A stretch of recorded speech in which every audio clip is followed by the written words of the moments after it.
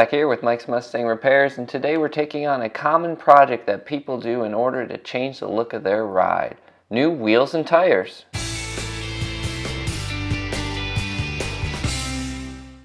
Although the face of the wheel looked good, the inside of the chrome wheel had a lot of pitting. So despite the fact that I still had a little bit of life left on the tire, I went ahead and started looking at new wheels. The first thing I did was pulled out the stock wheel and tire and cleaned them up. They're 17 by 8 inch bullet wheels. You can see the interior marking on the rim, 17 by 8. The tire dimension is 245/45 ZR17. And then there's the DOT identifier. Let's take a look at that. The identifier can be broken into three main sections. The first four are plant code and tire size. The middle string regards tire characteristics, and the last four is the manufacturer's week and year. The tires on my stock wheels were manufactured in the 7th week of 2002. Since they're generally considered good for 10 years, this is way outside the range. The tires on the chrome wheels were manufactured in 2011, so they're really not safe anymore either. So I really need to get a new set of wheels and tires. Where should I get them? There are a variety of places you can get wheels and tires. One of the top is American Muscle. I hadn't had a great experience with their customer service department, so I looked at CJ Pony Parts, and then I found this website. It's Late Model Restoration, LMR.com. They have so many tires and wheel kits. It was great. The kit I decided on was this replica Cobra 18-inch chrome wheel, which was staggered, meaning there was a 9-inch rim in the front and a 10-inch rim in the back. I ordered them and they quickly came from LMR. One thing I didn't like about the center cap of the Cobra wheel was this SVE logo, which was the manufacturer of the rim. I wanted to go with something more traditional like this Mustang center cap. And so I went ahead and removed the center cap from the original wheels, and I'm going to move them over to the new wheels. As you can see, it's a pretty easy process to remove the existing center cap. What you do is there's a center washer, you pry that out, and then you push the center cap through the hole. Then to install it, you push the new center cap in, and you're going to reinstall the aluminum washer.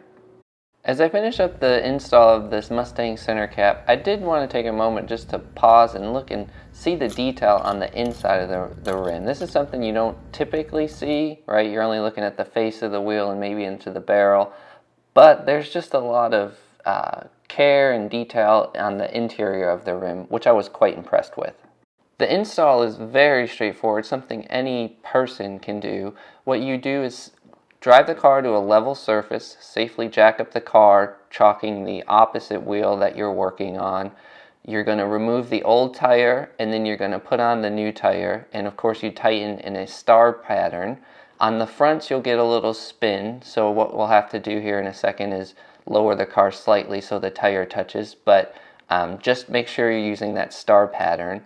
And then once you have the car safely lowered just a little bit so the tire's touching, you get enough tension to keep the tire from spinning, you're going to torque the lug nuts down to about 90 to 95 foot-pounds. There's a few places you want to check for clearance, the fender of course, and in the rear you're going to want to make sure the exhaust has enough clearance. That looks good from the stock exhaust, and the quad shock. If the quad shock does not have enough clearance, you can reorient and flip it so the skinny part is on the outside. The front of the car is a little more difficult. You have to turn the wheel in both directions as far as you can and begin to check things like fender clearance. Make sure there's enough space there. You're also going to want to check the strut. Make sure there's enough clearance in that area, and the control arm. With the new wheels bolted on, I took my car to the first car show it had ever been in. What a fun experience. While I was there, someone pointed out that one of the wheel's faces had a small imperfection. I went ahead and sent this photo to LMR, and sure enough, within 2 days they had shipped me out a new wheel. Look how well it's packaged. It looked great coming out of the box. With the new wheel in hand, I went over to my local automotive shop and had them transfer over the tire onto the new wheel. LMR quickly reimbursed me for the cost of mounting and balancing. Look at how good this tire looks. It's a 265 width Nitto on the front and then 285 on the back. If you're curious about the tire width sizes that you can have on different rims, here's a chart.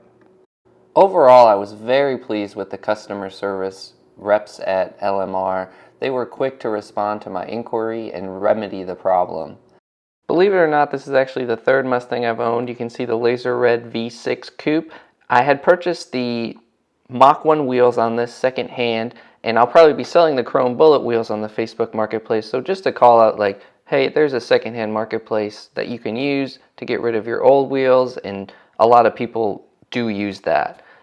I do create these videos fairly regularly, so if you liked it, go ahead and hit the like button, subscribe, and thanks for watching.